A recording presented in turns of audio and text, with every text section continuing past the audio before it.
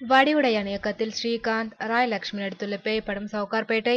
இதில் பேய், மந்திரவாதி என்ற இரட்டை வேடங்களில் ஸ்ரீகாந்த் நடித்துள்ளார். இது பற்றி அவர் கூறுகையில், இந்த படத்தில் பேய், மந்திரவாதி என்று 2 வேடங்களில் நடித்துள்ளேன். இந்த 2 பேரும் மோதுவது போன்ற காட்சி படமான போது மிகவும் சிரமப்பட்டேன். பேய் வேடம் போட்டுக்கொண்டு மந்திரவாதியுடனும், மந்திரவாதி வேடத்தில் பேயுடனும் மோதும் காட்சி படமான போது ஒரு வேடத்தில் நின்று கொண்டு மற்றொரு வேடத்துடன் மோதுவது போன்று கற்பனை செய்து கொண்டு சண்டை காட்சியில் நடித்தேன். இது புதிய அனுபவம். உண்மையான சுடுகாடுகளில் இரவு பகலாக படப்பிடிப்பு நடைபெற்றது.